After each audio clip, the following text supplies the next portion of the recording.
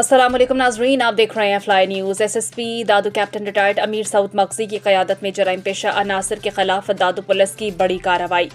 मेहड़ के करीब शहरी के घर में होने वाली डकैती की वारदात 24 घंटे के अंदर ट्रेस कर ली। कार्रवाई में गैंग के सरगना समेत 2 मुलजमान गिरफ्तार, मसरूका नकदी, वारदात में इस्तेमाल होने वाले असलहा और एक मोटरसाइकिल बरामद की। इस सिलसिले में थाना फरीदाबाद पर डीएसपी मेहड़ माशूक अली कैरियो ने एसएचओ फरीदाबाद इंस्पेक्टर मुनव्वर अली चांडियो और सीआईए इंचार्ज न्याज चांडियो के हमरा मीडिया को ब्रीफिंग देते हुए बताया कि गुज़श्ता रोज थाना फरीदाबाद के हदूद में व्यापारी सिकंदर अली खासखेली के घर से डकैती की वारदात रिपोर्ट हुई थी।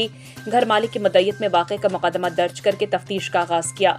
एसएचओ थाना फरीदाबाद मुनव्वर अली चांडियो और सीआईए टीम ने पेशेवराना सलाहियतों का मुजाहरा करते हुए कलील मुद्दत में मुलजमान का सुराग लगाकर वारदात को ट्रेस किया। पुलिस ने केस के 2 मरकजी मुलजमान वहीद वल्द उस्मान गाइंचो और अकील वल्द मसर खासखेली को गिरफ्तार किया। गिरफ्तार मुलजमान के कब्जे से छीनी हुई 1 लाख रुपए नकद रकम, वारदात में इस्तेमाल किए गए 2 पिस्टल और एक CD-70 मोटरसाइकिल बरामद की। दूसरी जानिब केस के मुद्दई ने पुलिस के फौरी रिस्पांस और मौसर कारकर्दगी को सराहते हुए दाद रसी करने पर पुलिस टीम का शुक्रिया अदा किया।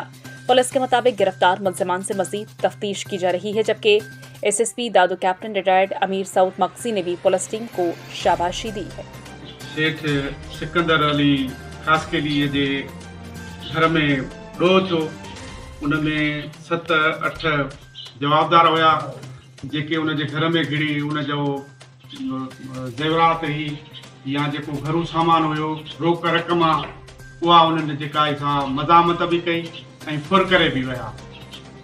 पोइ असां पुलिस जा वारदात ॾिठीसीं, मुआइनो करे पोइ उन ते असां वर्क कयोसीं, जंहिंमें असांजो एसएचओ साहब जेको मुनव्वर साहब आहे चांडियो ऐं जमादार नज़र मोहम्मद, असां उन ते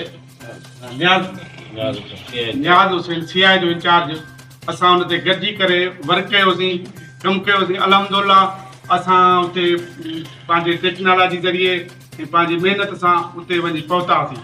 पोइ असां जवाबदार बि गिरफ़्तार कयो आहे ऐं उनखां असां इहे जेका कैश आहे ऐं पिस्टल आहे ऐं मोटरसाइकिल आहे जंहिं ते उन ॾोह कयो आहे, असां उहा बि उन्हनि खां जेका असां रिकवर कई आहे ऐं इंशाअल्लाह ताला बक़ाया जवाबदारनि जे असांजे नज़र में आहिनि, टारगेट में आहिनि ऐं असां उहे बि गिरफ़्तार कंदासीं ऐं इंशाअल्लाह ताला वधीक जेको आहे इंशाअल्लाह असां प्रोग्रेस हुई ऐं 3 तोला 4 तोला जेको आहे उन में जेको आहे सोना जेवर आहिनि। केतिरी रिकवरी कराई आहे?